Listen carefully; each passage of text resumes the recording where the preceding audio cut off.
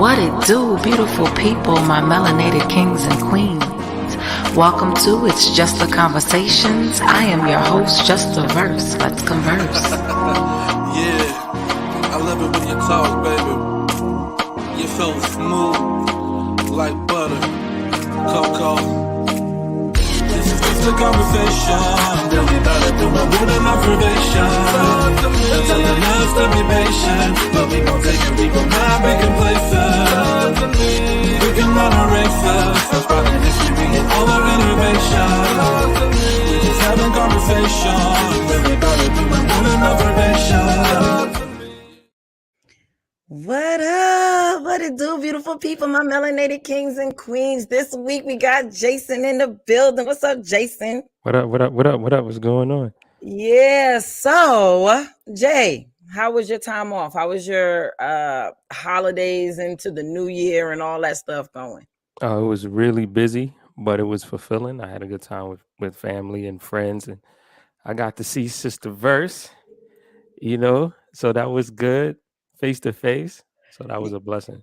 I know it's real when I meet up with my people in a parking lot. Listen, we got to see each other. And if it means we got to pull in a parking lot for 10, 15 minutes, then we got to pull in a parking lot.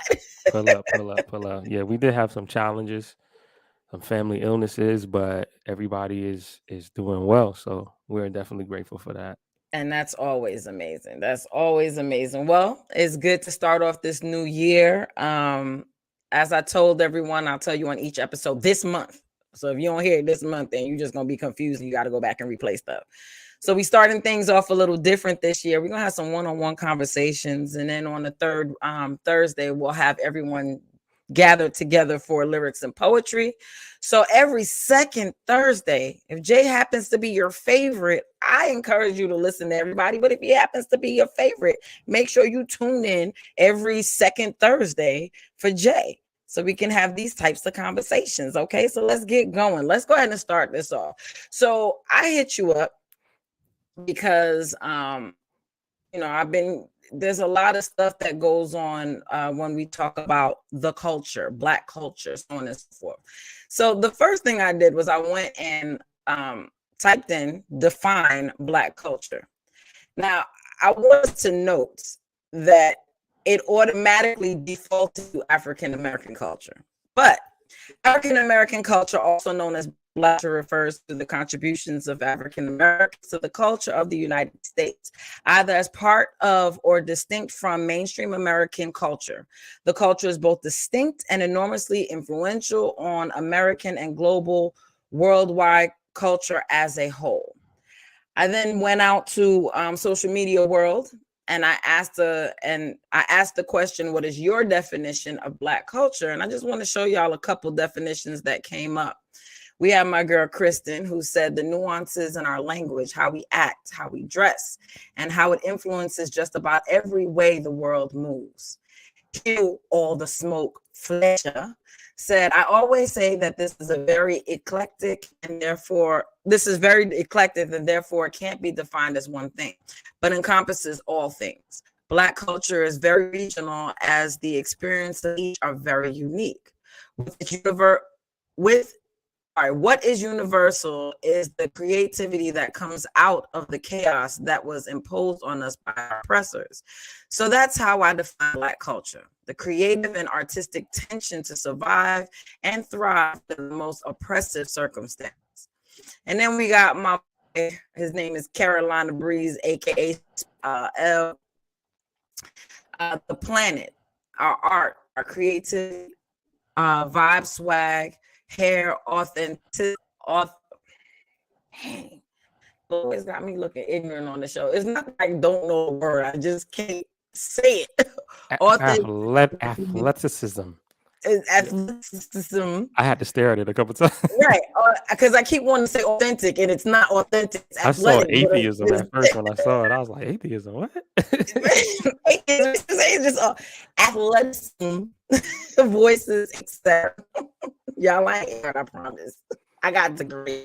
But I found it interesting to see different definitions of this of culture, and that it means different things, but the same thing. Many people, and even the internet. So I'm gonna go ahead and hand it over to you just a moment.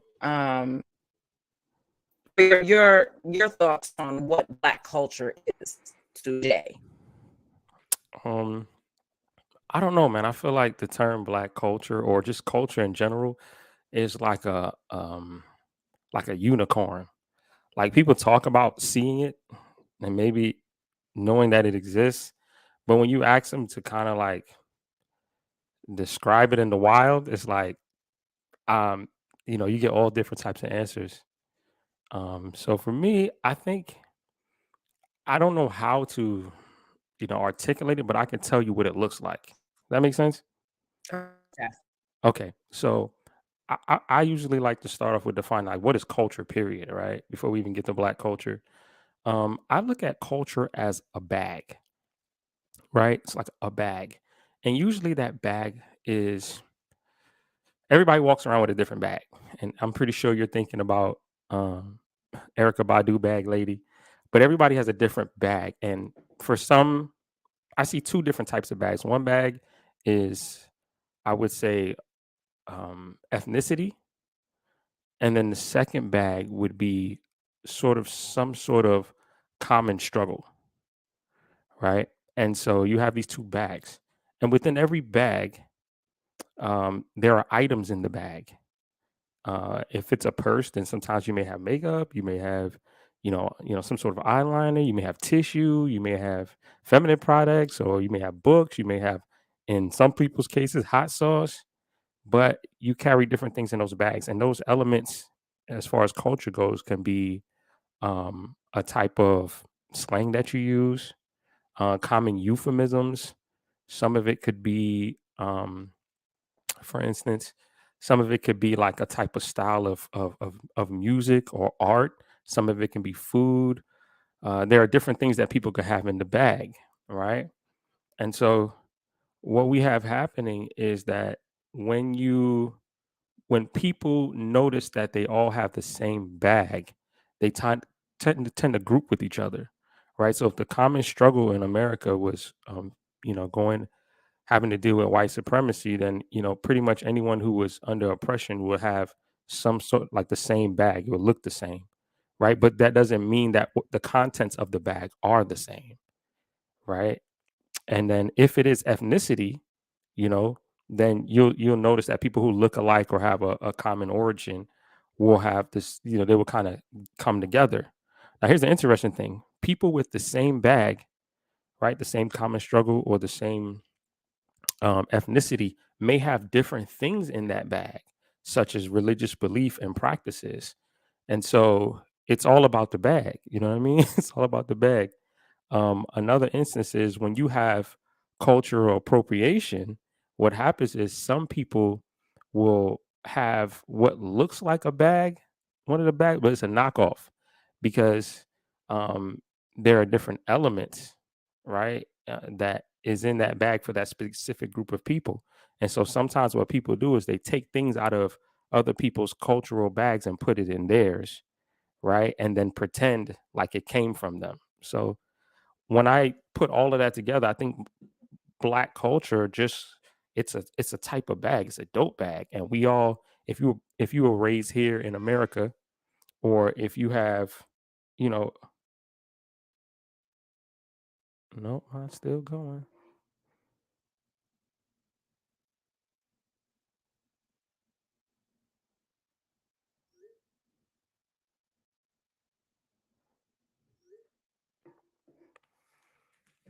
Technical difficulties. I'm sure we'll edit this one out. My bad. No, it's okay. I'm willing to start over. Cool. Yeah, I'm And willing I to can start over. edit it right up to this point. So I'm Yeah, I gonna can. have to do the intro and everything again. No, I'm fine with that because I think that I was talking away. And I don't know what just happened. All of a sudden, everything just went. My What- internet's been so iffy the last couple weeks. My mother's too. She had to come over here and do some work. Well, you were clipping before, like as far as the internet goes, but it wasn't enough. Like I could still hear you, and like as I got into the conversation, it pinned me to the screen. So I thought you did that on purpose. It dropped me off. Oh, okay. Okay. It dropped me off. Yeah, we can start over again. Let's go. My bad. Okay, It's let me okay. write down when I'm starting this over at about. It's a 10:42, 44 seconds. I'm gonna say 11 minutes is when I'm gonna Okay. go ahead and get this thing started. So whack. It's okay. It's no worries. It's technical difficulties. These things are bound to happen. So I'm not tripping. It's true. It's true. Here we go.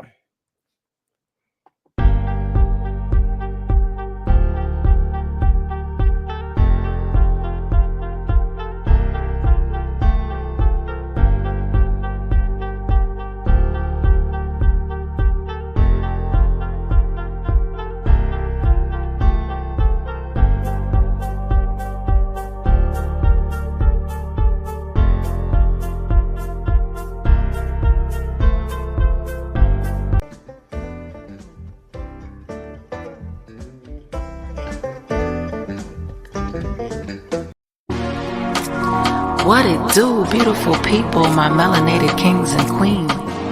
Welcome to It's Just a Conversations. I am your host, Justa. Let's converse. Yeah, I love it when you talk, baby. You so smooth, like butter, cocoa. This is just a conversation. Tell me about it, do my word and observation. Tell the loves to be patient, but we gon' take it, we gon' not be complacent. We can run a race, start sparking history and all our innovation. We just having conversation. Tell me about it, do my word and observation. What it do, beautiful people, my melanated kings and queens. It's another episode of It's Just a Conversations. As I told you before, every week you're going to get a one-on-one with a different host that's on this show. On the third Thursday, you're going to get all of us as a unit, you know. So if Jay happens to be your favorite, then you need to make sure you tune in every second Thursday so you can get Jay. You feel me? What it do, Jay? What up? What's going on? How is your new year been? How has this little break been for you? It was good, man. It was relaxing. I got at least the last 3 weeks of the month off as far as everything. And so that was great in the month of December.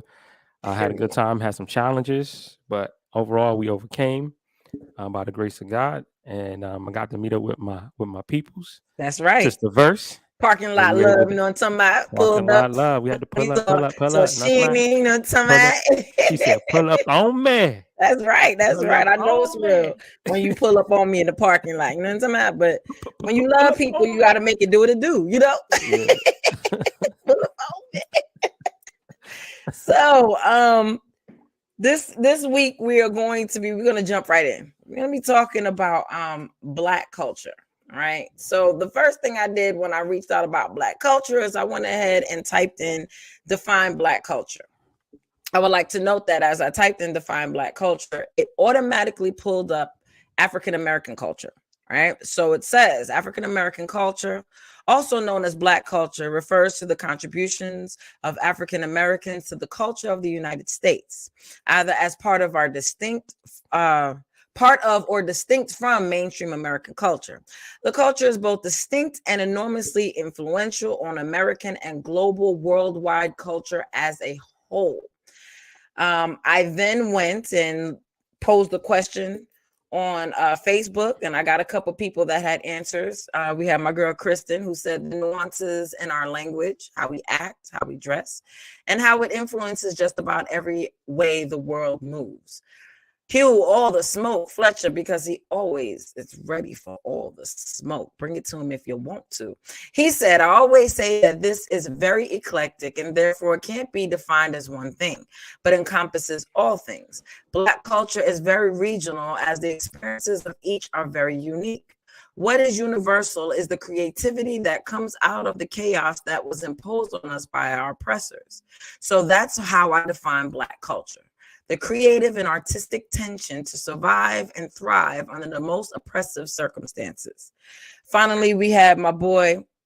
He goes to Spoken L on Facebook. You also know him as Carolina Breeze. He was here last season on one of our lyrics and poetry. He said, the planet, our art, our creativity, vibe, swag, hair, athleticism, this, etc.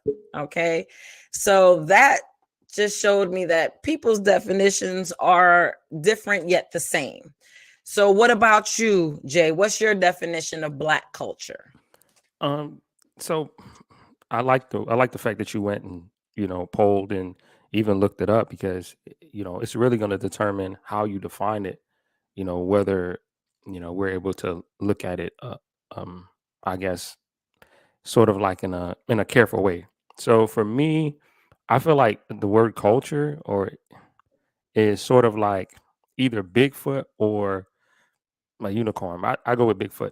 Bigfoot being is that everybody thinks that they saw it at some point in time, they experienced it, but when you're asked for the evidence, it's like, well, it varies, right? It's Right. different. When you saw it, what time of day you saw it, what it looked like, it varies, and so we're never able to kind of pin it down really. So I can only give you what I believe culture is, and I would like to start before Black culture. I would like to kind of like define what I believe culture is, period, and then we can Mhm. get in Black culture. Does that make sense? Yes. All right. So I relate culture to, because it's hard for me to kind of pin it down. Like I said, it's like Bigfoot, but I see Hmm. culture as a bag, right? And there are, this is a kind of crude visual, but there are two types of bag I think that culture falls in. One would be ethnicity, and the other would be common struggle or something that happens. So I would say common struggle or ethnicity, right? And the interesting thing about those bags are that there are items within that bag, Hmm. right? That could contain religious practice, rituals, style of dress, music preferences, certain certain things like the way you know do certain things, euphemisms, the way we use words, all of those things go in the bag. And so you may have two people with the same ethnicity bag, but the Hmm. items may be slightly different. And I'll give you an example, right? Let's say two people are African American, right? And they identify both parents are they're descendants of slaves, and they're in this culture in, let's say, southern part of America. You know that you shouldn't put your purse on the floor, right? And that's kind of Right. like a That's gonna common mess up thing. your money. Stop playing Is games with me. exactly, don't put your purse on the floor, even if the floor Right. is clean. That had nothing to do with that. Just don't put your purse on the floor. Yeah. Yeah. And so It's gonna that mess may up your be money. exactly that may be an element in the bag. Or, Hmm. man, my hand itching, man. Somebody finna give me some Hmm. money. You know what I'm saying? So That this those cash. exactly colloquialisms. Another good example would be this: when you about to make greens, right?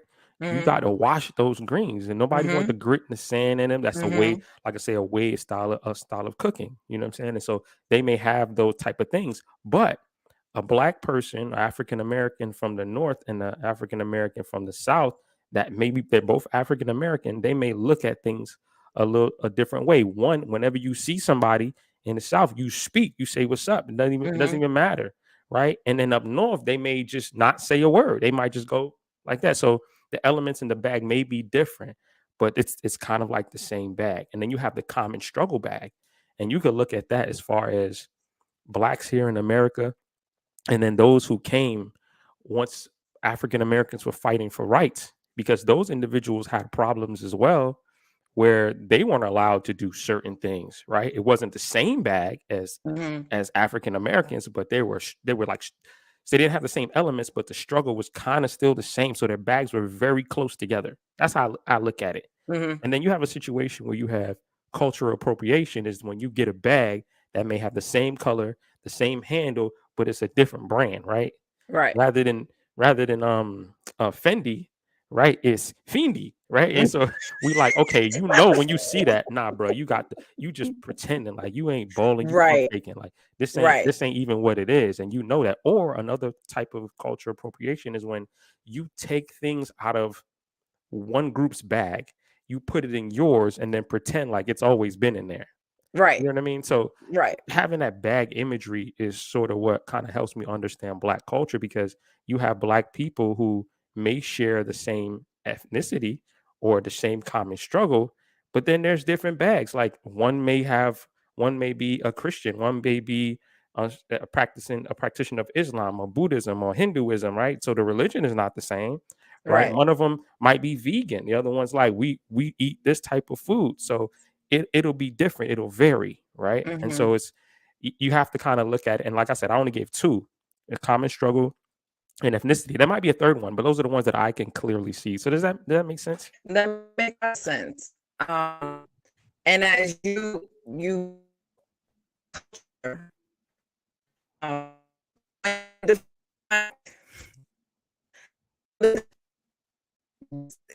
okay. So a lot of times I will see arguments or hear arguments about blackness and who's black. And Black Americans will often be upset with, let's say, an African who says, I'm not black. And they're not understanding that black automatically in people's minds triggers African American. So that American is what they're detaching themselves from.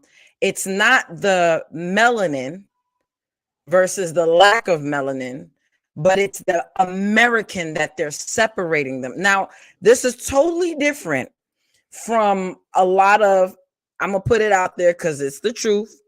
There's a lot of Latin Americans that are darker than me and you and my daddy, and will be like, I know black. A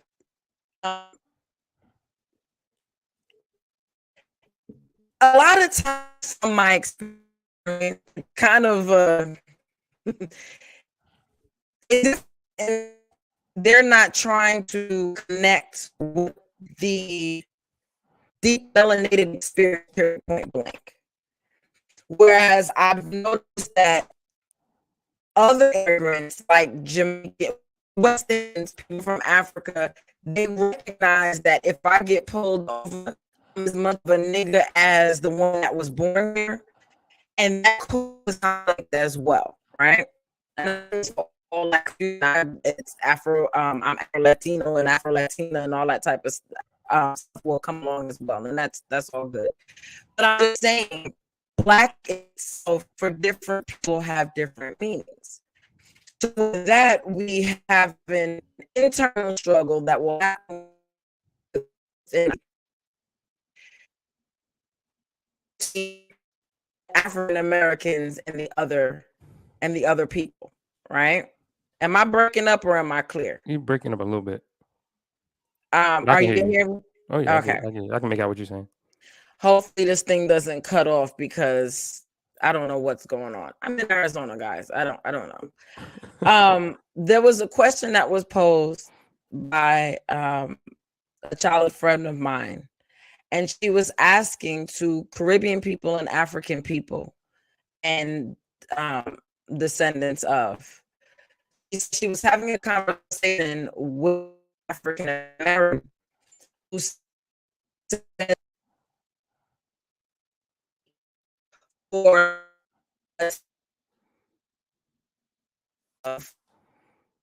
outside. I don't date anyone outside of my right. And that sparked the conversation. And I think where it was coming from was what I just said. There are many people that are African Americans, but I don't think it's coming from a place of I don't like melanated people. I don't think, because I believe that the self-hate that they're talking about is they're assuming it has to do with not liking other melanated people versus it being what you were talking about, which is the cultural aspect. And I compare it to a Catholic not wanting to marry a non-Catholic, not wanting to date a non-Catholic, a Jewish person not wanting to date a non-Jew, a Seventh-day Adventist person not wanting to date a non-Seventh-day Adventist, or a believer to data, money, and so forth. Um, not under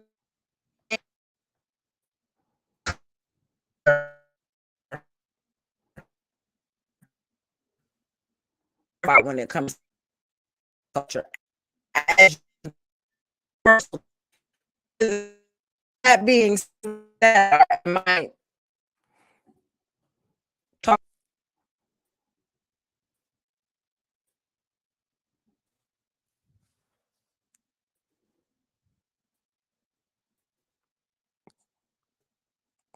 Can you can Think you can you repeat that last question for me? the same is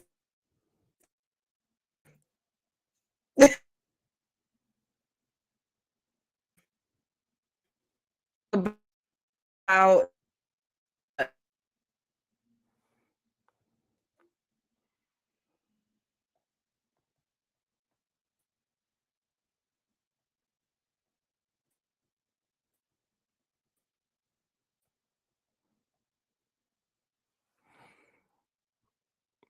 Having a little technical difficulty there. It's the internet, man. You know, it's good for some things and it's bad for other things, right? But she should be coming back here in a second. In the meantime, welcome to Jason's Story Hour. Today, the topic of discussion is Apple connectors. Just like the internet, they're good for some things and bad for others. The actual life usage span for an Apple connector is about 1 to 6 months, depending on how you use the item. And then Apple will change their connection. And then the device that you spent $39.99 for will not even work for your device anymore. And then you got to buy new ones. So I have this working theory that over the course of 3 years, you will actually pay for the price of your device in connectors. So what we should do is just buy connectors and then trade them in for cell phones. Yeah, we can do that. You know, we can go through a barter system and, trade and with each other to make sure that we have all the connectors that we need.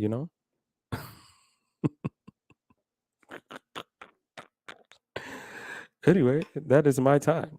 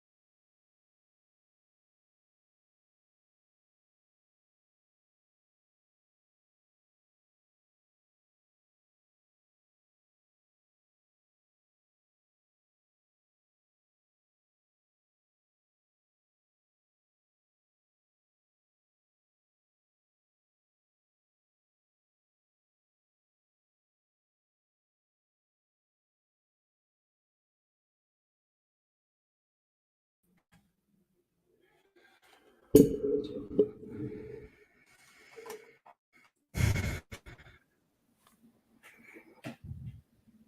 gonna be honest. You hear me? I can hear you. It's breaking up a little bit though. I'm connected directly to the internet. Am I breaking up on your side? Nope. Only one about to go out in.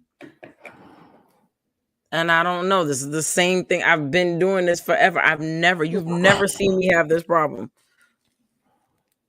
On all the times. Go look at every recording I've done with my dad, by myself, whatever. I've never had this problem. I have no idea what's going on. And I do know what's going on. My internet's been stupid the last couple weeks. My mom got cut off. The other day and had to come See, over look, here and do school. now you clear, but the minute we gauge in conversation, then it starts doing that. Like now I can see you. I could tell when it's gonna start because your picture freezes. And right now, like I see you blinking and everything. So that's wild. I'm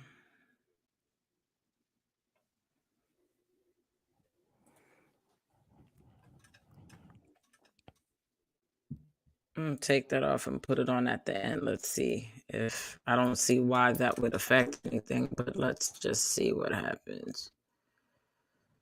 What was the last thing you heard me say? The last thing I heard you say, you were talking about there being, someone coming into the country and they're not wanting to identify with like the whole African American thing. You know what I mean? They're thinking about the cultural stuff, like an Adventist not wanting to be with an Adventist, a non-Adventist, and that's where you're at. Okay, did you hear me talk about the Afro Latinos? Yeah, when you say I know black. I know black. I Okay. know black, my friend. I know black. All right. I'll go ahead and So that was try like to get 28 when you dropped off. It was like somewhere between 20, but I want to say like 26 is when I started not to hear you. Okay. 26. I'm gonna spend the rest of my day editing. This is gonna be fun. Sorry, fam. Okay. Let's try this. So, and then what did I just said? And people wonder why I smoke weed. Okay, because y'all gonna know today. This is why. 41. All right. So, yeah, basically it comes down to immigrants and products of immigrants tend to not want to connect to the African American experience. And a lot of times it has to do with the headache that comes along with it, I think. You know what I'm saying? Not the headache from other African Americans, but if you can live in this little bubble where you believe that you're different, then maybe, just maybe, if I say, you know what I'm saying, in Spanish, you might not shoot me, you might just tase me really, really bad, right? Yeah, I mean, but yeah, it's just as important as it is to understand culture. I think in order for us to talk about Black culture, we have to understand how different people look at Black. Oh, that was what I was getting to. So there was this post that a childhood friend of mine shared. Now I gotta find it again. I think I remember the basis of it, though. She was asking all of Caribbean and African people their opinions. Someone had made the statement to her that immigrants and products of melanated immigrants and products of melanated immigrants demonstrate self-hate when they say that they don't want to date basically an African American. They don't want to date outside of what they're saying is culture. And she posed the question of, if that's self-hate, and what I compared it to, because understanding that it's not a melanated thing, it's not a melanin thing, it's a culture thing. I equate it to a Catholic not wanting to marry someone who's not Catholic, a Jewish person not wanting to marry someone who's not Jewish. It's pretty much a Republican not wanting to marry a Democrat. Nobody's gonna look at them and be like it's self-hate. They're understanding that our beliefs are different. You use the example of the Greens. Something as simple to some, but as great to me as not wanting to be with somebody who refuses to wash their chicken. You ain't finna kill me. Your cultural experiences. I'm gonna need, and then you mentioned certain people from different places to this stuff. There Black people, and when I say wash their Black Americans still maybe some salt, right? And that I talk to, I say it and they're exactly. I use lime or lemon, salt, and vinegar. All three I'm going in. You feel me? Like we're gonna clean this because we gonna get this to goddess because cleanliness is next to godliness. So we right up under when we finish with this chicken, But there's different things like that, and I think not understanding this, and it's more on the American side. I think that the misunderstanding comes, and there's no diss to anyone. These are just experiences. Not having that understanding ends up causing a divide within us before we even get outside to those who are appropriating and things like that. Yeah. I mean, if you just think about it, like, let's say you're a new student in school. I like to use anecdotes to explain, my view on things. I feel like it's easier for you to get a story and kind of grasp than me just giving you all the fancy, 50-cent words. But I look at it as though you go to a new high school and you don't know nobody. You don't know nobody, right? And there are some people that you look like you might be able to identify with them, but you don't know them enough yet to be able to have that conversation. But imagine that your first day of school, there's a huge fight. A huge fight. I mean, I'm talking about people getting knocked out, blah, left and right. Boom, we fucking falling out. Fight. And all of a sudden, somebody on one of the sides that you thought you could identify with but you don't really know them, they're like, yo, come on, what you waiting for? Come over here, everybody getting knocked out. And then you see people running around chasing after you to knock you out. You like, hold on, I don't want nothing to do with this. Bro, I ain't said nothing. I just got here. You have to think about that when people come over here to this country. They're walking into a 300, 400-year-old fight, like that people have been fighting for. And when they get here and they start to experience those things, and then they look around and they're like, no. I don't come here for that.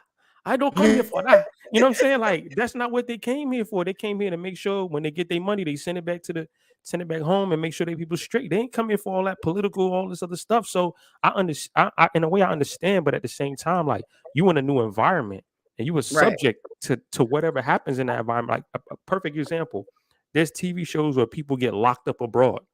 When you get locked up for doing something illegal in that country, they don't want to hear, oh, well, I just got here and I didn't know, and I'm just an American. They're like, no, that was your job to figure out what it's like here before you got here, right? And so you see lots of Americans getting locked up in North Korea, in Dubai. I remember one guy, I forgot, I think he's a producer. He had like a half an Ambien on him when he went into Dubai, spending months in prison for that. Right. The same thing with Sister Griner, right? The same thing. You know what I'm saying? So you know what I'm saying? Like, so you, even though you get here, you don't know what's going on. It's still your business to know about where you're going, what's happening, where you're going. So I do understand it, but at the same time, like, if you get knocked out, like, it's just what it is. You just look like the people that they fight against. So if you get hit, you get hit. So you either gotta, bob and weave, or you gotta get down and lay down. So I understand, And the reason why I wanted to have this conversation with you specifically is because we're both products of American fathers and West Indian mothers. So we kind of get a little bit more of the West Indian side because, man, folks just, they be dominating their culture. You learn. But I when you look at something on TV and think you know, to experience it yourself. You know, I know for me, I told you, I'm taking the holistic approach. And no, it's not marijuana, but I'm taking the holistic approach on calming my anxiety because this murder that recently took place, it has gotten me on like it has me on a constant state of anxiety, in a constant state of anxiety. I see things, but something about when I'm passing by a police officer that'll automatically trigger certain things inside of me because of personal experiences that I've had over the years or have witnessed over the years. And so I have a different reaction than, say, my mother would have. Like now, yeah, she understands things better now, but you know, when I asked my mom about, and my mom is super, super light. She's super light, y'all. And I asked her about her experiences when she came to America and what her, you know, and her experiences are completely different from my father's experiences. Yeah, she caught some racism here and there, but she was really light, so therefore she was acceptable. I think I may have told the story before, but she was she walked ahead of her grandfather into a store, and she's looking, I think it was for a wallet or something. He comes in, they're not bothering her, she's doing her thing, whatever the case may be. He comes in, and they go over to help him, because I want to say who I think he's white. I think it was her grandfather, and if that's the case, then he was white. But whatever it was, they asked, you know, do you need any help? And he said, I'm here with my granddaughter or great niece or whoever it was that she was with. And as soon as he pointed and you see her, we don't have what you're looking for. We don't have that in here. You know? And that was like her experience with racism. She came over and you know, she was up north or whatever. On the other side, my dad, being born here, being raised here, he has a whole lot more stories of what he's seen and what he's experienced.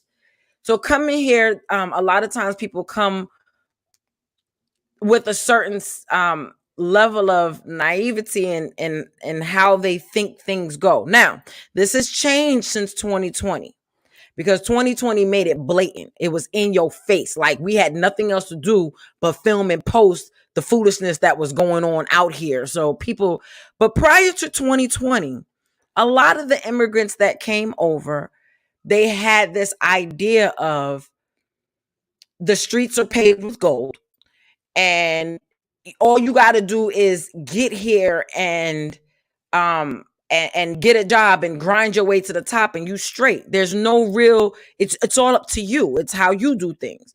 Whereas people who were born here, they understand the barriers that are placed in front of them from birth. They're told they're not good enough. If you were born in Jamaica where everyone around you somebody recently, I can't remember which person it was someone famous that said they didn't even really hear the term black. I want to say they come from Africa, but Ghana. They didn't even hear 1619 project. It was on the 1619 project? Yeah, okay, all right. About no race. I'm so glad you watched it because I keep telling people to watch it and they just won't watch it. But we're talking about, I didn't even know the term for real till coming over here. You don't experience that. And then when you ask a lot of people what Black culture is, a lot of times you'll hear either it's overcoming what white folk did, or you'll start hearing it's the entertainment. Now, where I think that these are included in there, I think it's so much more. So much more. For me, Black culture starts without white people being involved at all. We can talk about what they did, but I think when we talk about what they did, because Black to me is more than just being in America.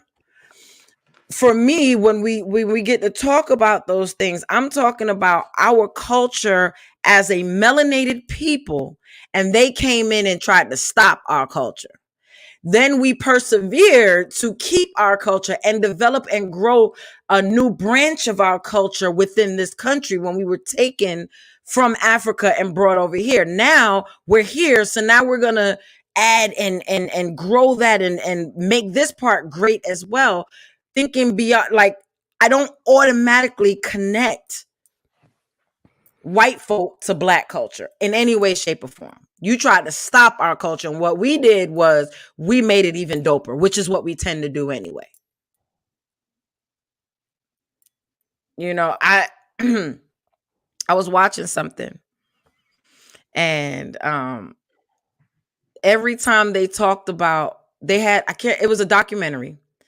And every time they talked about somebody being cool, and they would show a white person, well, a white person being cool. Oh, they were really cool back in the, back in the day, whatever the case may be. And they show old videos or whatever. And all of them, when you tell them to act cool, they start to act Black, right? They start the, you know what I'm saying? It's just a certain, or, you know what I'm saying? It's just connected in so many different ways. It's our history. It's the way we cook our food. It's our different complexions. It's our music. It's our dance. It's our athleticism. It's our church culture, religious culture, belief culture, as different as they may be. Growing up Seventh-day Adventist, I go to one Seventh-day Adventist in this conference, and I'm in there, and I'm out of there by 12:30, and that's a late day. I go to this church in this other conference, and I barely have time to eat before it's time to come back for AY because we stayed until 3:00. So different things. What's up? No, I was just thinking. I was listening to what you're saying. I know, but you're thinking, because I want to know what you're thinking. Yeah, I was just thinking, like, even if you expand that broader, like outside of denomination, you tend to find that same thing, period. I'll give you a perfect example. I was reading this book about this guy. Man, I forgot what it's called, but it's called let me see if I can find it real quick. But it's a book about culture, right? And it's very inspiring because it kind of, sometimes we kind of look at other people's culture and we kind of like make our face up at it a little bit because we like, why would you do that? Why they do that? Why they do that? But the book is called Misreading Scripture with Western Eyes. And what it does is it attempts to look at, when we look at other people's culture, sometimes we tend to like put on our little glasses and we kind of like project what we currently now believe and hold to be truth, or whatever we hold it to be. And we project that on a group of people that have no idea about any of that stuff. And so this guy talks about, he's a missionary in Indonesia, I believe. And he's like, his family are there. And he's like, he noticed that one morning he wakes up and this dude is in his house. And he's like, yo, you want some tea? And he's like, wait a minute. Huh? Right? Huh? What's going on? So after the third or fourth time, he's just like, all right, well, this is what they do. See, personal space and privacy is different than it is in the West. So one example was, him, he I guess he was with the guy. I guess he told him, hey, I'm going to go and read my Bible and pray, or whatever the case may be. And he was counseling the other guy to do the same. I'm just kind of giving like I'm just trying to paraphrase it. And the guy was like, why would I want to read my Bible and pray by myself? That doesn't make any sense. Wouldn't I much rather want to do it with my family? But we didn't think about that. We all Right, like, you need to have right. your own personal relationship with God and all this other stuff like that. But these people think totally different. It's like, why would I want to have a relationship with God outside of my family? Like, let's all do it together. So you see, like, the mentality, right? The culture is different. So the man said he started the church. He told them that it started at like 12 o'clock. No, I think it was like 10 or 11 o'clock. He was like, people was rolling up like 2 and 3. And he's like, well, wait on, hold on. This is not in your mind. You're thinking, is this a black church? Like, no, these are people from Indonesia. And so they just started rolling. But the funny thing is like they all started rolling up together late. It's not like people trickled in, but they all showed up together. And so he's confused, like, why are you people up late for church? You should be here on time, right? And they're like, yeah, when we get here, we get here. That's what it is. And nobody tripped. Right. Nobody tripped. And so I mentioned that to say, like, on a broader scale, like, sometimes the issue that we have is that we are looking at someone else's culture through our own lens, our own filter, and we find things that are wrong. And the best way to overcome that is to spend time with people who are different than you. And what I find out is that most people in our Western culture don't really know black people, don't really spend time with black people. I'm sorry to ramble on, but I have a coworker. We were talking, and we all went on a work trip out of the country, and there were certain things that happened to me that we could clearly see that I was singled out, right? International. I was Right. singled out for certain things, certain searches and things of that nature when other people could walk by who were with me. And I remember her getting so mad, like she was upset. Like, I don't know why they would do that to you. Why? That's crazy. I was gonna say, I was like, no, don't say nothing. But she was all you're gonna do is upset. make it worse. And so she had a conversation with me the other day, and she was just saying, like, how she has a hard time explaining that to people that look like her. Like, this is what's going on. They just seem to not get it. And I, like my parents and and I'm just like, hold on, wait a second. I said, do they have any black friends? Forget from where. Do they have any people like me that they hang around with? And they're like, no. And I'm like, well, how do you expect to explain that to him? I was like, you spent 5 days with me, just 5 days. And within the first 2 days, you already gleaned something from off of my experience. You seen my bag, right? You saw my bag, and you saw how I got identified based on my bag. Right. Just that little time. And like, so I was like, you can't realistically expect for them to change their mind off of something you saw. I said, their main issue is that they don't know black people. They haven't sat down with black people. They haven't seen black people do normal stuff, right? Besides when they see them at the grocery store, maybe, but they never see. And that's why sometimes when black people go into other spaces and they do stuff, it's almost like, well, what are they doing here? Right. Are they coming to start something here? I think No, it's true though. right? It's Because true. we're not, black people don't do, it's like we're not normalized. Like, because so we live in a society where you don't have to deal with black people if you don't want to. Right. Right. But we always have to deal with. There you go. Exactly. You So saying it. I mean, a lot of it is just like we can live right next door to each other and never engage. So I think it's just a purposeful engagement. I think that'll really help us understand, and we're not even the biggest consumers of our own culture when it comes to intellectual properties such as merchandise, music, whatever. Like even with hip hop music, if we want to say that's black culture, those are just one of the things that we put in bags, and some people have it in common. Some black people only listen to jazz, but you will see that the largest consumer of that type of music are not black people. It's actually white people and men between a certain age demographic.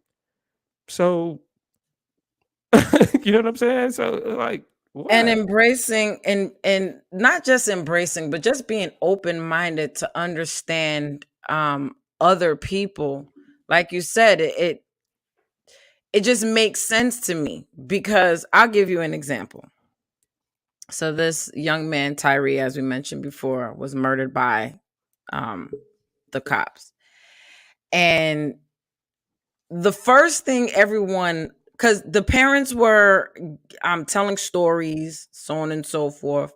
He was the type who liked to skateboard, photography. He was into anime. They told the story of when they tried to give him some $200 Jordans, and he didn't want the $200 Jordans. He wanted the Vans, right? And when that story went out, I noticed a lot of people, specifically non-Black people, that latched onto those. And to me, it felt like they were trying to make him not so Black. Like they shouldn't have killed him because he likes anime. They shouldn't have killed him because he wears Vans. They shouldn't have killed him because, you know what I'm saying? He liked the skateboard. Not understanding that that's the culture side. That's not necessarily the Black side. Because in whatever culture he's a part of, it involves, in the skateboard culture, you're more likely to wear Vans than you are to wear Jordans. That only makes sense.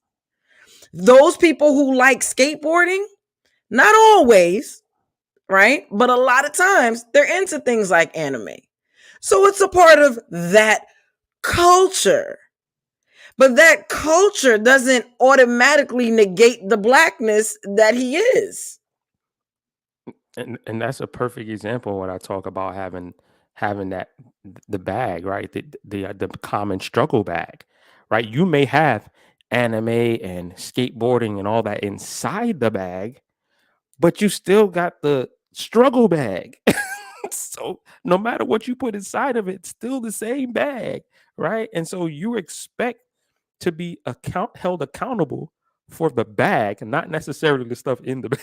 Right? So as I'm watching this, I'm like, they shouldn't have killed him because you don't need to be killing folk. It don't have nothing to do with because he's not as Black as somebody else, because you don't have a picture of him, you know what I'm saying, doing some whatever, because you don't have this picture where you can portray him as some sort of threat to society, because you can't get a hold of a picture like that. Now you want to try to make it seem like, well, he's not that Black. So he's different from the others. And this is why, for those who are listening, it is great to like look at the things that like Frederick Douglass wrote, because I think one of the things that I think like was the rub for him was that we live in this country that claims to have some ideals, right? And these ideals are stated to be found or held within the Christian worldview, right? And Frederick Douglass is like, I hold that same worldview. But the issue that I'm having is that you guys aren't reflecting the thing that you say is being held within your worldview. And because if you were, you would know that God created all men equal, right? And in his likeness. And therefore, I'm equal. We're all equal, and I'm in God's likeness. And so I should be, as American, treated in a certain way, but you guys are not doing that, right? Right. And so he's kind of pushing them. He's kind of like saying, he's rubbing them. He's kind of like saying, okay, y'all say y'all about this, but you're not doing this, right? Because I'm a human being, right? So let's all the slave and all that aside, right? We all have one common ground. We all mankind, and we're made in the image of God. And that wasn't held well, right? So now we have to find we have to find reasons to show, okay, you know what? No, because of your color and because of your ancestry, you're not quite human, you're like something else. And so we have to find a way to justify that, pseudoscience, all that other stuff like that. So the real issue is, how can we get Black people their I want to say, what's the word for it? Their dignity back. And that's why they're able to look at Brother Nichols and say, well, he's that type. No, he's a human being, bro. Like, he's a human being who just happened to, I watch anime. And you know what I mean? Like, you know what I'm saying? And Makai put me on. Look, I heard somebody saying, oh, yeah, they didn't kill that dude. You know what I mean? He was a square. He was a square. And I'm like, a square? Huh? Now we down to geometric shapes and stuff, like trigonometry and all that, like geometry. Like, what's really good? Is he a complementary or a supplementary angle? Like, what obtuse, acute? I'm confused. I'm confused. But Right. that's where they lumped him in the pocket, even though he still has the struggle bags like the rest of us. You know. You try to ignore that and just go to, and you know, what frustrates me with our people is this, right? We want to invite everybody to the cookout. The moment you say anything that's halfway common sense, I'm with Black Lives Matter, you invited to the cookout. You know what I'm saying? Like, I understand why. Remember the trend that was going on? Well, I don't know if you know, but on TikTok they had the trend: if you're a black girl, follow me and I'll follow you back. And you know, you had some white people. Well, if you're white and only white, then I'm gonna follow you, and you're gonna follow me. We can only follow each other because these black women, they think everything is only blah blah blah blah blah. Right? And then you'll have a couple black white people that'll be like, "Yo, they want this is something for them to support each other." So therefore, you need to respect the fact that they want to. We don't have to be included in everything. And what's our first response? You invited to the cookout. For something that's common sense. Meanwhile, I could have been the first one in line to buy a Taylor Swift concert ticket, and I am not getting invited to the backyard barbecue. You know what I'm saying? Like, so we have this thing of, because of, I don't know what it is, because I don't want to misspeak. But for some reason, there's this desire to congratulate white people for the simplest things. I am a person, I am not going to reward you for what you're supposed to do. I never paid Makai for his grades. Why am I paying you for doing what you're supposed to do? I'll say good job. You know what I'm saying? And if you're consistent in this, then you start to reap certain benefits and certain privileges as time goes on, because you've shown that you're doing what you're supposed to do. I never paid him for chores. You live here. I'm not paying you to clean your room that you messed up. Like, I didn't go in there and throw your cars all over the place on my room. I didn't do that. You did that. So I'm not paying you to do that. Now, if you decide that you want to be so kind as to come and help me with my room, or you want to do my laundry, or you want to help Grammy, yeah, I'll shoot you something, right? But I never paid him. And to be honest with you, side note, okay, I think that's wrong. That's what's wrong with a lot of these young adults right now. They were paid for things, and now they're entitled. So they teach their children to be entitled. So now you got a whole bunch of people walking around here talking about what they supposed to, and I got the right to this. In my day, okay, slam that door if you want to. You won't have no door about your privacy. Yeah, it'll come right off the hinges. Okay, and I dare you to try to put it back. Okay, you be like lock up raw uncut, hanging sheets from the doorway. Okay. So I've never been someone that believes in rewarding people for doing what they're supposed to do. Right? I'm not rewarding non-black people for saying Black Lives Matter, because if you have any common sense, you see that, yeah, all the lives matter, but Black lives are the ones that's going out like this. So right now we need to speak up on this, right? I'm not going to reward you for saying, yeah, the Black girl trend is cool and they should be able to have this. You can still follow people, but if they don't follow you back, it's all good. I'm not going to reward you because that's common sense. I'm not inviting you to my cookout because I don't know you. So I guess for me, right, like, I never understood, like, so what is the meaning of, like, that person being invited to the cookout? Like, what does that entail? From my understanding, it is a symbol of, you know how white people be like, that's the acceptable Negro? Mm-hmm. You're this acceptable Caucasian. You can hang out with us because you understand, or you have some sort of empathy or whatever to what's going on. You get it. So because of that, this is your reward. You can now comment on certain things that we may not allow other people to comment on. You can now be a part of certain circles that we wouldn't necessarily allow your kind to be a part of. You're all of a sudden you're invited to our inner circle. Now we may reveal a little bit more to you because now we're comfortable. You're the exceptional, acceptable Caucasian that is invited to be in our little circle Well, if or that's our big circle. well, if that's the definition, that kind of like I could see that, but I would add one thing. I would say I don't have a problem with you coming to the cookout. It's just that you're not going to be operating the grill. You know what I mean? Like, you know what I mean? You're not going to take control over the whole situation, the whole narrative. But I'm in a space where I think when people do that, they should be. There's no problem with them being rewarded, but within reason, right? It's one thing to say, yo, you know what, yo, thank you for doing that, because what that does is for certain people, maybe they were definitely afraid to speak out at that point in time. They went to typing, erasing, typing, erasing, typing. They're like, oh my god, if I do this, I'm gonna lose my job, right? I'm gonna get canceled, right? And then they end up doing it.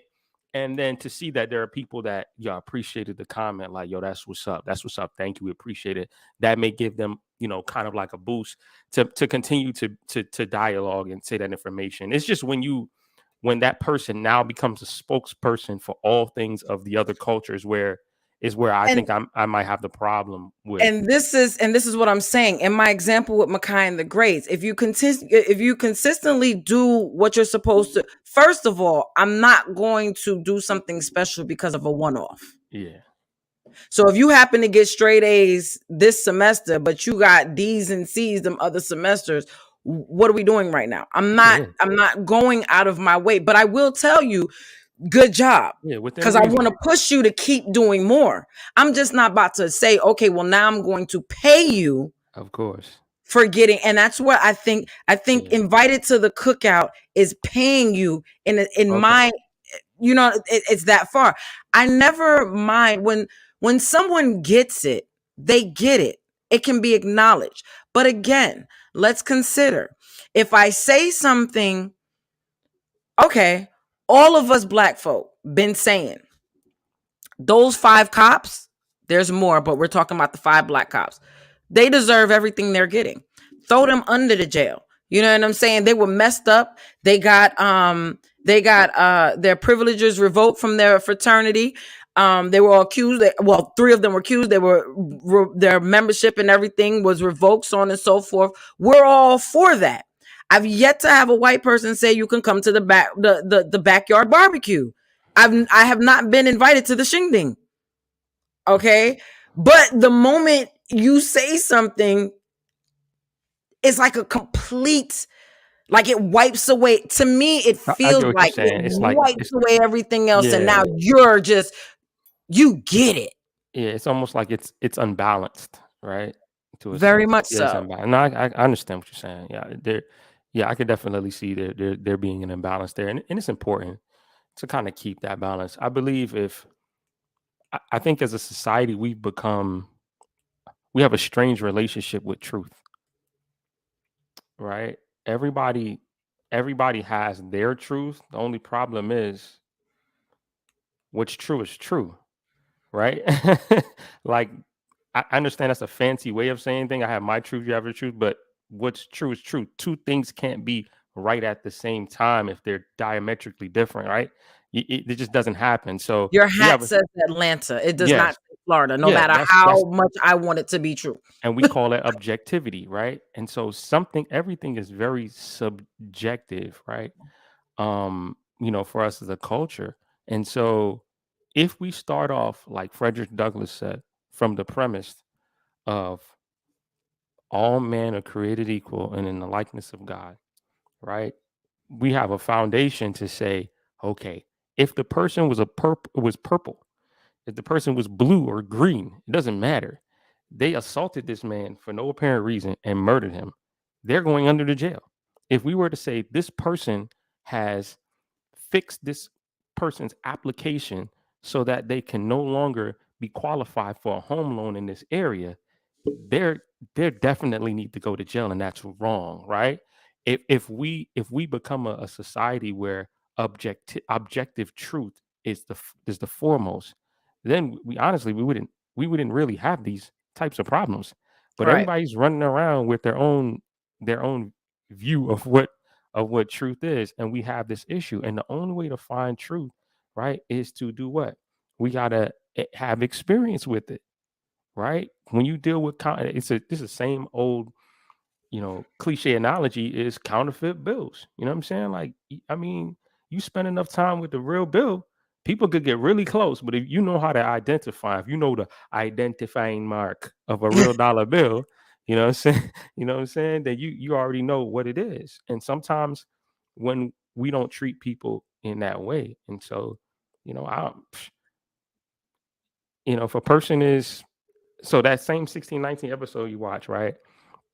The guy, what would the lady say? The lady, they were talking about all the issues with the 1619 project and how people were coming out against it or whatever the case may be. And they showed one of the politician was like, everything in that project is a lie. And it's like, okay. See, he would have got more, he would have been better understood if he said, there are a lot of valuable things about that 1619 project. But however, there are a few things that maybe be colored by a person's opinion or things of that nature. And they may have some historical errors in there that they need to fix. But overall, it was okay. We just don't like this part. Rather than him say that, he gave a complete lie, right? To give it extra sauce, to make it sexy. And nobody wants to investigate the 1619 project to see, well, are there any good elements as far as they're concerned? He said it's a lie, so it's a lie, right? No one wants to look for objective truth. It's like whatever someone tells you, like, and a lot of it comes from the fact that you really, honestly, you really don't want to hear nothing else about it, right? Right. Because if there was a possibility that you can get a solar panel for free, paid for by the government of the United States, but you got to go look in a certain document to find it, people will go look for it, right? But nobody really cares about Black history. Nobody really Right. cares about, and I might forget Black history. No one cares about Black contribution to American history. Right. Nobody cares Right. about that, because somewhere inside of that contribution, there was something that was done to deter people, and people don't want to feel like they have a responsibility. And so I'm not going to, why would I read that? That guy said it was all false. He said it's a lie, right? Because they wanted to believe whatever truth they want to believe. And that right there, I was speaking to a person. I won't say who it was, but I was speaking to the person, and I kept saying, go watch the 1619 Project. I don't know if you got the book or whatever, but go watch the documentary. It's on Hulu. And everybody go watch it. It's on Hulu. And this person kept saying to me, yeah, they were talking about it with this, and they were against it. And they kept talking about the conflict and the chaos around it. And I'm like, but have you watched it? No, but I saw when they said such and such and such. And I had to say, listen, what I'm saying is all of that noise is a distraction to keep you from actually reading or watching whatever it is to be able to get this 1619 project out there for you to, it's a distraction. And you want to know my evidence of that distraction? This whole time I keep telling you to watch the flipping documentary, and you keep saying, okay, I've sent it to you several times. I've sent you the link several times. I've told you to watch it several times. And you have spent more time watching the controversy about it than you have looking at it, right? So that's what that's what happens a lot of times. They phrase it like that, even though I would call BS on them if they tried to put it on some part of it is blah, blah, blah, blah, blah, whatever. But you're right. You get more people that'll, at least that's the problem. You'll get people that will then want to look into it to find what's true and what's false. Well, now that I'm looking into it, now you've already lost. Because once I start to read it, now I have an interest. Now I'm like, wait a minute, hold on. Did this happen? I didn't even know about that. Oh, snap. And I will no longer listen to you. Because now you presented yourself as a full blown liar, bald-faced lie. But here's the funny thing about it. This is what propaganda is designed to do. Exactly. Propaganda is designed to put you in a place where you won't go search for the truth yourself, because they've given you something, as the Bible says, you have itchy ears for already. And so you're not going to go look for it. I remember one time I was talking to his brother, and he was like, I don't know why you're Christian, brother. He's like, Christianity was created by Constantine at the Council of Nicaea. And so I asked him, have you read the Council of Nicaea? Have you read it? And he was like, no one has ever challenged him on that. No one ever asked him, do you know what it actually says? Do you know what the argument was at the Council of Nicaea? Do you know what it's about? He had no idea, but he only heard what he heard from the people making the noise around the controversy, right? The sexy phrases and comments. And now he took it as though that was his objective truth and never investigated further. And that's what most people do. Especially nowadays, where you have social media, where, you know, you have your clip on IG, unless you want it to be a reel, it has to be like a minute or less. So you get the nice little sound bite that says exactly what you needed to say. Jump in and jump out. Go about your business. Yeah. Because they're gonna. I saw it on social. I think I brought this up a while ago, but there was a commercial a while back, and the person is they're walking their dog or whatever, and they run into another person or whatever the case. You remember? And it was like, it's true, because I saw it on the internet. It was like, duh, like I saw it on the internet, so of course it's true. And that's how we live. It was bad enough before when it was word of mouth.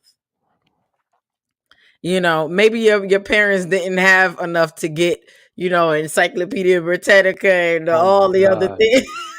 Or if they got the Bobo version of the encyclopedia, I had the blue ones. My mom spent some good money on that, though. Hey, period. And I was reading them though. I learned a lot.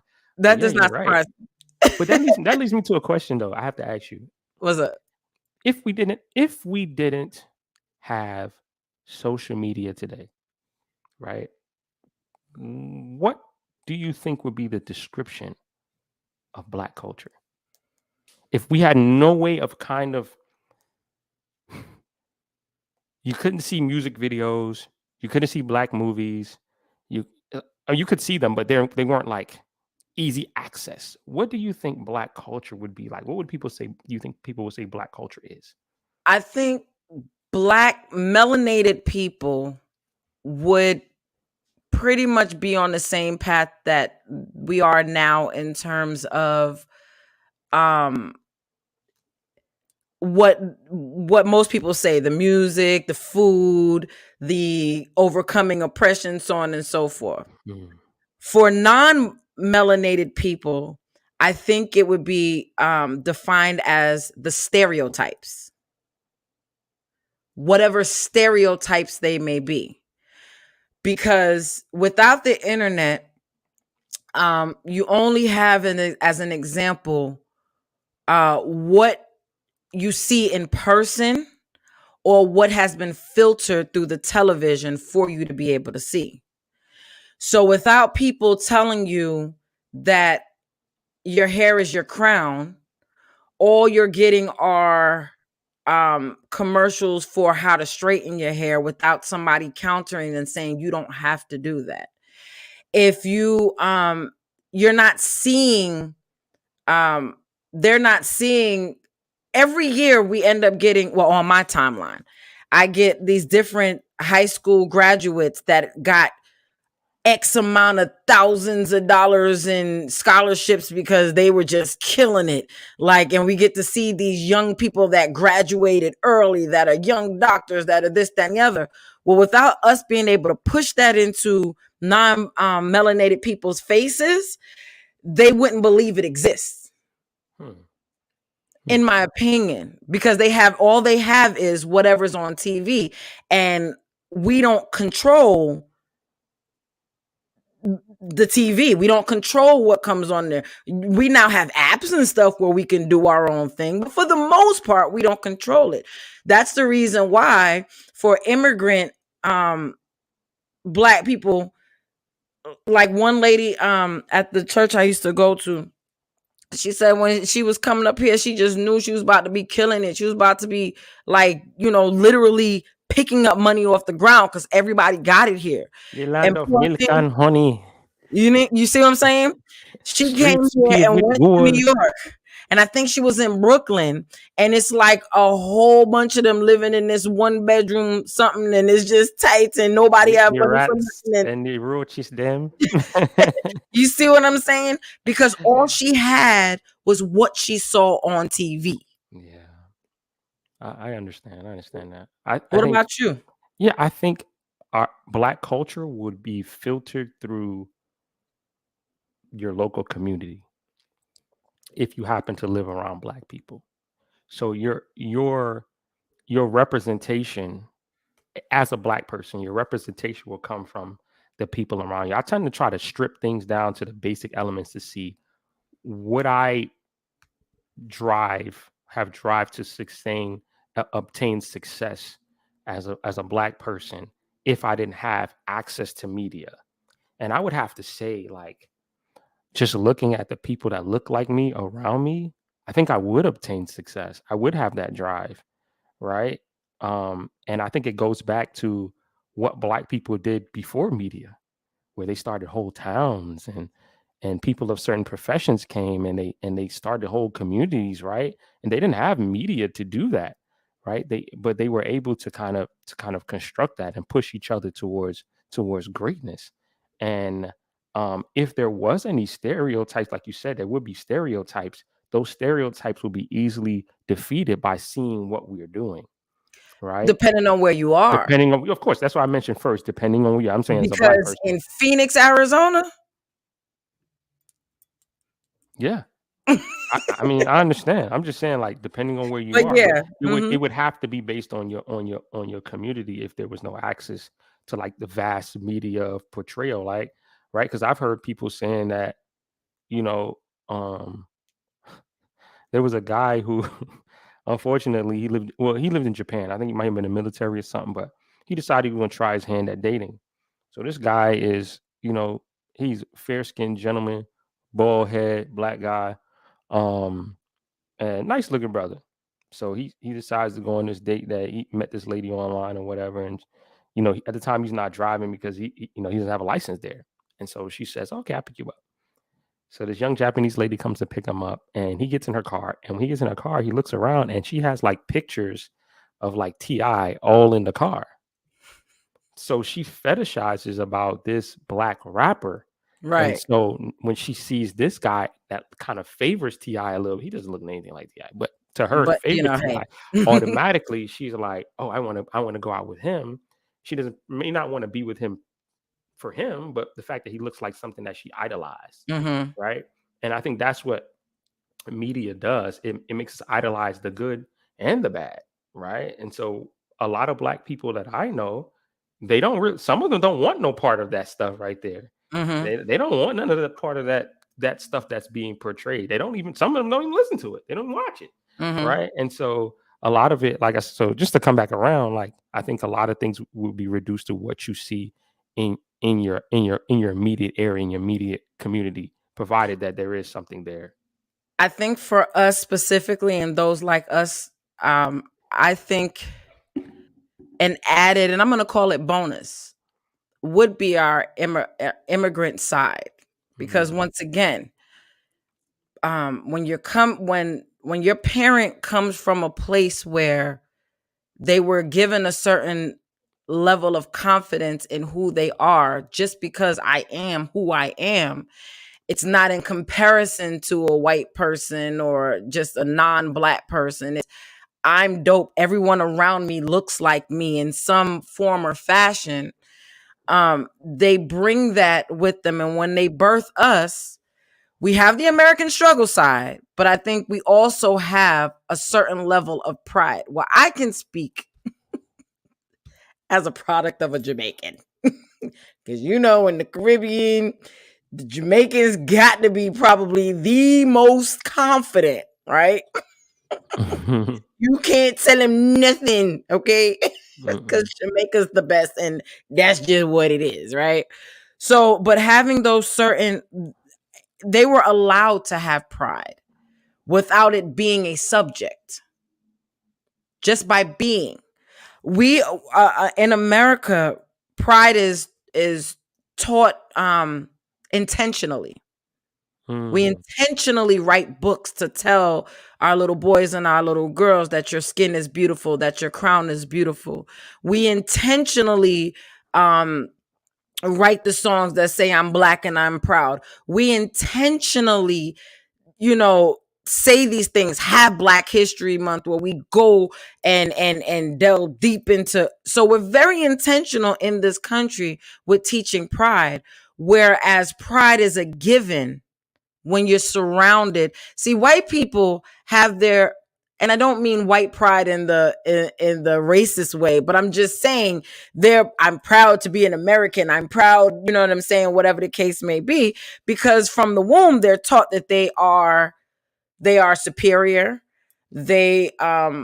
They're entitled to whatever it is that they want. The world is their oyster. And I don't care if you're coming from a trailer park or you coming from a mansion. There's a certain level of grace that you're given from the womb when you lack melanin.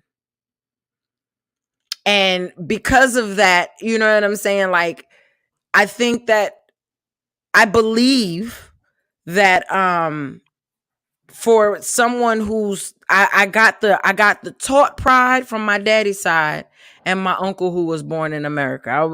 My mom's brother uncle that was born in America and embraced his Americans, his just Americanness. But I also got it from this other side that just feels like, you know what I'm saying? You see Safari all the time. About madness. That's just, you know what I'm saying? Street. That's just, it doesn't matter how much you clown that man. And I'm Jamaican, so therefore I'm great. I don't care if you say I can't rap. I don't care if you say I can't whatever. I don't care if you laugh at my coconut oil. I don't care. I'm Jamaican, so therefore I am great. You know what I'm saying? I think there's a difference in there. Well, here in America, I don't know. I mean, I have to look at it and see, is it taught pride, or is it due to the fact you have no perceived opposition or competition? And the reason why I say that is because Black people in America faced the most struggles when they were doing well, when they had businesses and they were operating and contributing to the community. That made a lot of, and I mean, I say a lot, I don't like general, that made some people very insecure about who they were. So if it was a pride that was taught, that might not have been that pride is weak. Because if it was real pride being taught, it doesn't matter who's competing. You just say, I'm gonna compete back, right? But when it's like I got to destroy somebody because they're doing better than me, I don't think that's taught pride. I think that's a taught insecurity. I think that's somebody who's being raised to feel inferior, right? Well, yes. And to counter that, that's what I'm saying. To counter that, these days we have things like the books that say, know that you're beautiful. We have things like this shirt that says melanin and has different shades. Where I'm not saying this, I don't know, because I wasn't alive then. I don't know how true it is for before my time, but I know now in 2023, pride is being taught to Black Americans. Yeah. My Caribbean side, right, immigrant side, when you really start to talk to some individuals, you realize that although they were in the Caribbean and they came here, some battle with very deep self-esteem issues, right? And when you have these conversations, it's like, well, when I see you out here, like you don't look like you right? Like you have no, like you just seem like you just know, you just doing whatever. And a lot of times it's really like like something they put out in the front so everybody Pride. can see, right? But it's a wall that's not supported by anything. And sometimes things can knock it over. You can peek through and you can see. And that just shows that sometimes we got to do what we got to do to get done the things that need to get done. You know what I mean? Yeah. And I think that is that is a human a human issue, right? You know, you have to you got to survive in whatever element, and sometimes your environment is conducive for your growth. If you see somebody, we all are seeds, right? But there are different seeds are for different plants. A daisy, we can plant that somewhere in a very cold climate and it may not survive.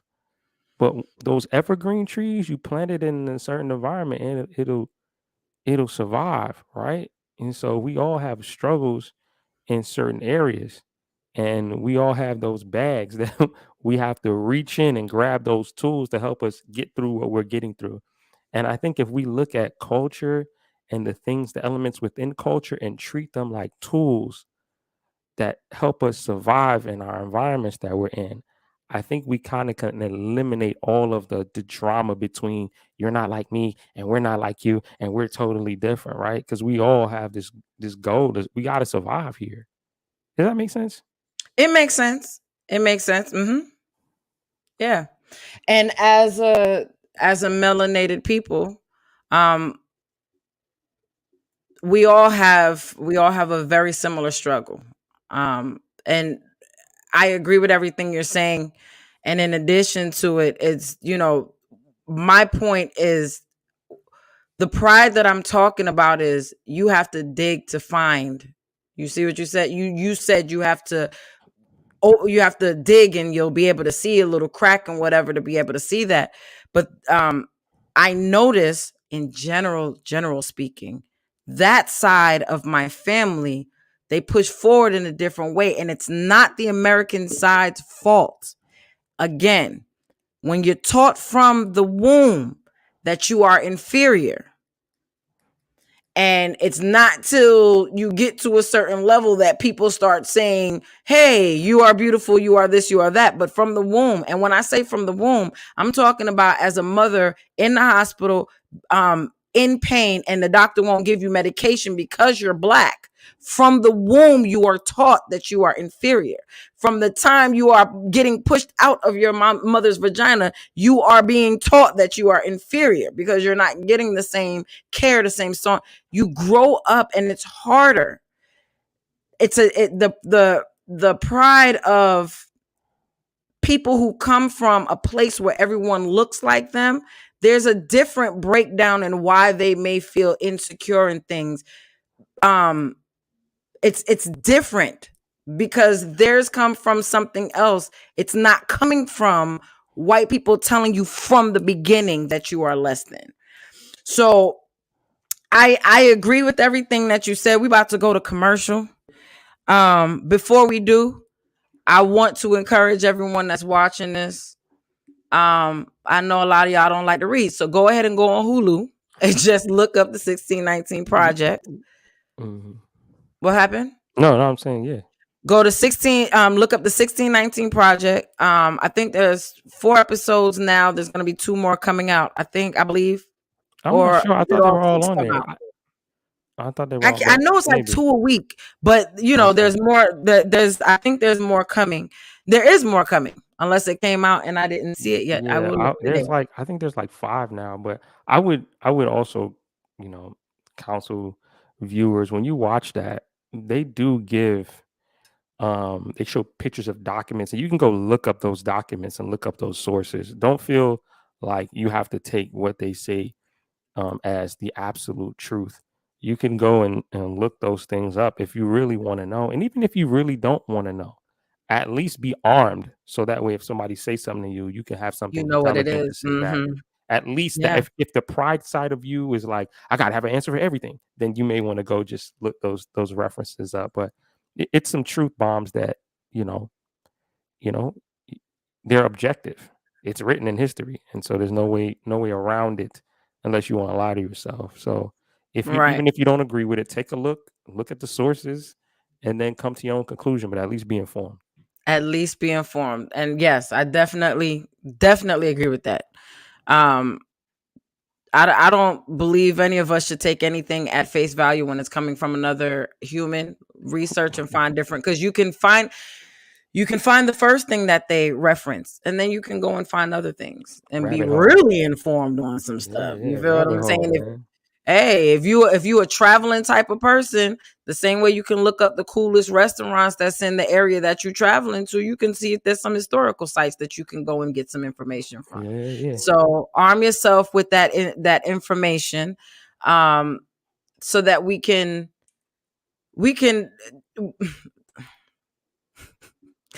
Black culture is American culture, and once all of America understands that, I think that we'll be able to. Man, drop that mic, dog. Drop that mic, dog. So Go ahead, drop that mic, dog. Just drop that on the I love floor, you cuz. so much. Not somebody just drop that mic, dog. We You done summed up the whole thing, cuz. You done summed up the whole thing. We over here talking about an hour. And I'm talking about you just came in there 30 seconds, dog, just laid it I down. So cannot now with this everybody know man. what you talking about. You know what I'm saying? This Everybody is know what part you of Black talking about. culture. You know what I'm talking This about? is this is part of the culture too. I just want everybody to know that And she just shut that the whole whole place. situation that just She happened. shut the whole place down. You know what I'm talking about? She shut it down. We Yeah. gonna go to commercial on the other side of the breaks where I talk about me and just me. We gonna get Jay's way. Oh, I like it. We'll be back, y'all. She thought walking away was hard to do until walking away led to truth. Discovering a peace that was hovering, but never before allowed to enter her soul. She thought she'd grow old and even cold. If life continued on the trajectory it was headed, complacency seemed inevitable. Until she took a look at herself and said, I'm betting on you. Exploring new worlds and new views, different energies and attitudes. Allowing her heart to be open, it became consumed by what could be described as a fantasy, far from tragedy, no. A dream that if told in a story would seem too good to be true. Taking the form of perfection, physical frequencies felt through erections, emotional energies flowing like oceans. Ocean brings forth life anew, birthing art inspired by Mahogany's muse.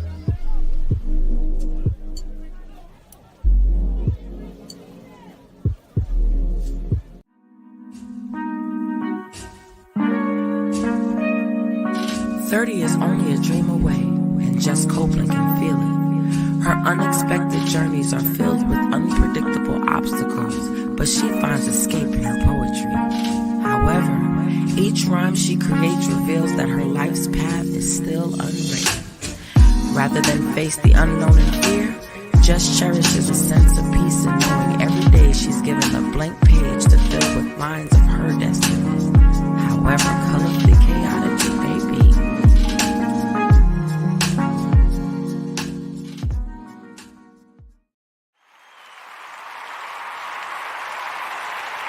Could you see me doing that?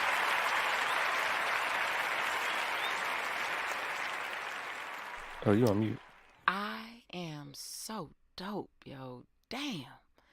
My melanin skin stay popping as the sun glistens and kisses every bit of me.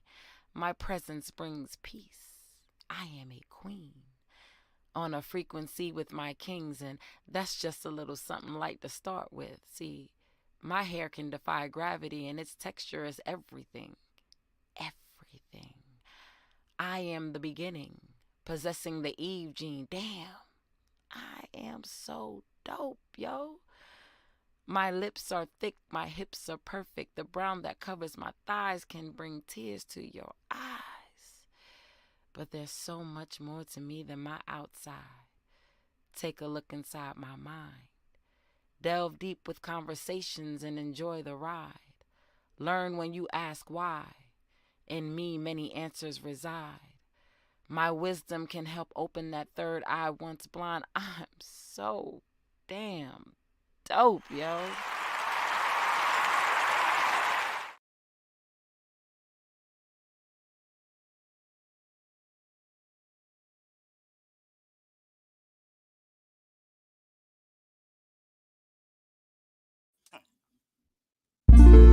Allow.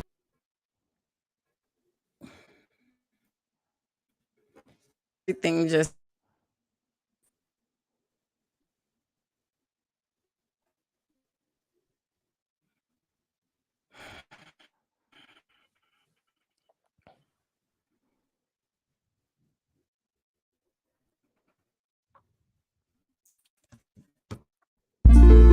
Allow me to proceed with this hood drama, this ghetto saga. Turn off the lights and bring out the candelabra. 'Cause everything I'm about to tell you is the truth on my mind.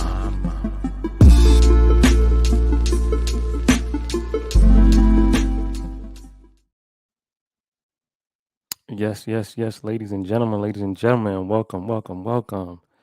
We had a beautiful conversation talking about culture, Black culture in particular. One of the things that I admire about Black culture here in the United States is a group of people who identified themselves with the historical people, being the Jews, who face adversity, being slaves, and so many of our foreparents that experienced slavery during the transatlantic slave trade identify with these groups of people because they felt like they were in the same predicament, waiting for freedom, for liberty to be restored to them. And that actually did something to Black culture in America that kind of gave a common thread of hope. Sometimes people may say, this religion of Christianity was kind of pushed on Black people during slavery. But I like to kind of give you another look at that. Maybe there were some Black people who saw the message of Christianity and could identify with it and accepted it and believed it for what it was and not because of what somebody pushed on them. And you can see that common thread all the way up to the civil rights movement, where one of the biggest places for political change was in the Black church, where politicians came to Black churches trying to figure out how they could win the votes of the Black folk, coming in and promising things and talking to the clergymen and saying, hey, look, man, if you come out here and vote for me, I'll make sure that, because they noticed there was a common thread between faith and their hunger for freedom and rights. And so I think we'll never be able to take that part of Black culture here in America away. It's definitely ingrained. So that concludes Jay's Way.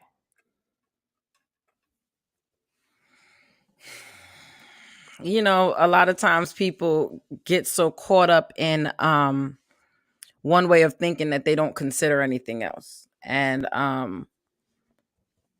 sometimes we could be so woke. I'll be calling people insomniacs. Right. Doesn't media teach you to hate that word? I get so mad when people use it. I'm like, stop using that, because y'all don't using it the right way. Not at all. But sometimes you don't consider possibilities of other things. Yeah.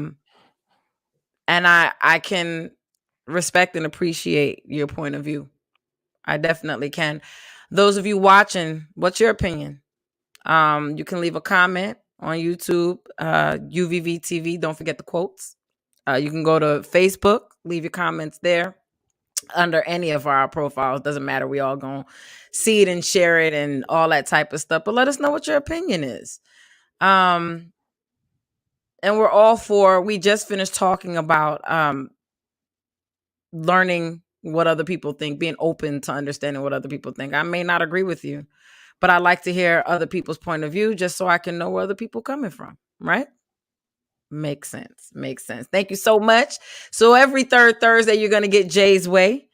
Jay's going to always have something to say. Bars. You know how to get it in one episode. Two times for the day already. You already did that. Go ahead, drop the mic one more time, baby. They don't even know. They don't even know, though.